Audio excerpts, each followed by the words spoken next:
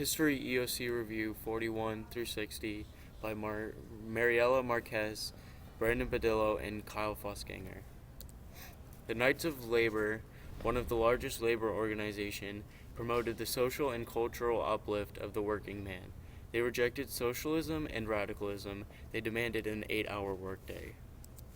The American Federation of Labor, the first labor union in the U.S., believed in business unionism, which emphasized unions' contribution to businesses, profits, and national economic growth, focused on collective bargaining and used strikes as their major tactics, unlike the Knights of Labor.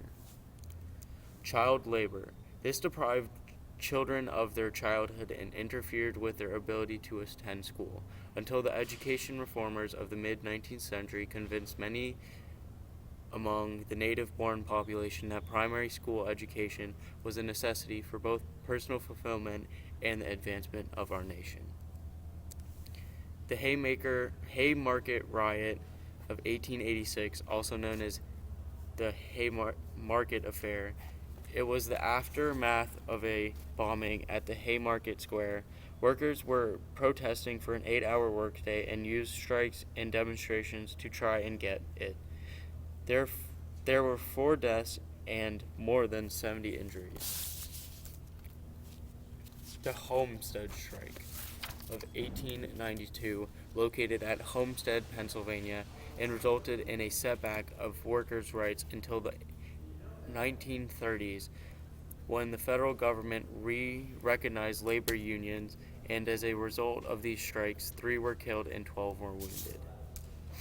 The Pullman Strike of 1894, nationwide railroad strike in the United States in the summer of 1894. It pitted the American Railway Union against the Pullman Company, the main railroads, and federal government.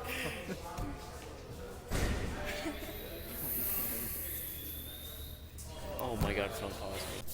The Pullman Company, the main railroads, and federal government of the U.S., the main goal was recognition. The methods of strikes, protests, and demonstrations were attempted, however, this was unsuccessful. The Chinese Exclusion Act,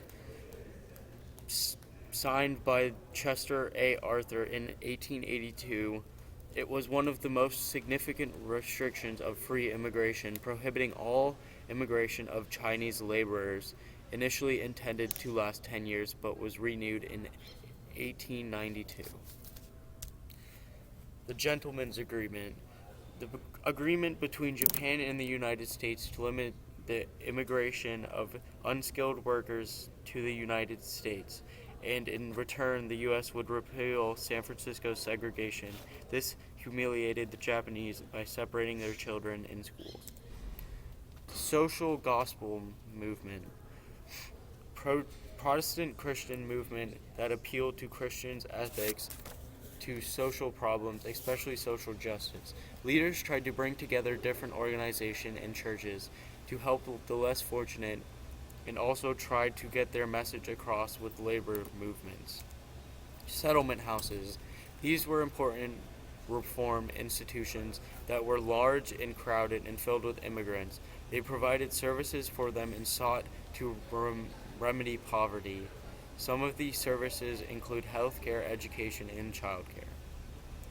Political machines were political organizations in which an authoritative boss or small group commands the support of crops of supporters and the businesses who receive rewards for their efforts. Muckrakers were reform-minded journalists who wrote largely for all popular magazines and continued a tradition of investigative journalism reporting. They often worked to expose social ills and corporate and political corruption. Regulation of food and drugs included the Federal Meat Inspection Act, which worked to prevent adulterated and misbranded meat from being sold. It also included the Pure Food and Drug Act, which required the ingredients to be labeled on the food.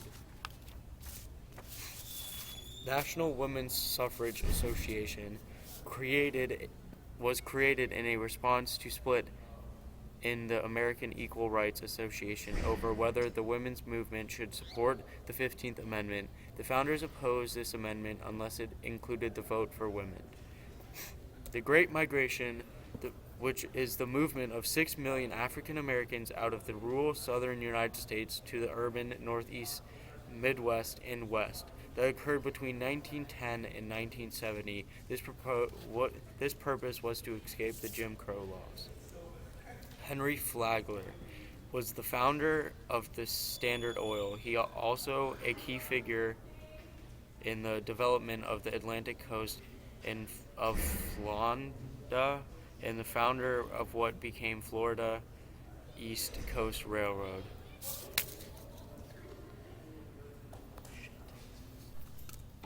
Vertical and horizontal irrigation. Vertical irrigation, an agreement in which there is no middleman and the company owns their own supply chain. Horizontal interrogation. This is when a company acquires competitors in the same industry as another company. This reduces competition and increase the market shares by using economies of scale. Imperialism. This policy that describes nations extending their economic, political, or military control over worker territories. Early on, the U.S. opposed imperialism in policies like the Monroe Doctrine. However, later on, America started to desire a stronger military and more economic markets. The influence of sea power upon history. This was of a book written by Alfred T. Mahan. He influenced others to call the U.S. to create a modern fleet capable of protecting business and shipping.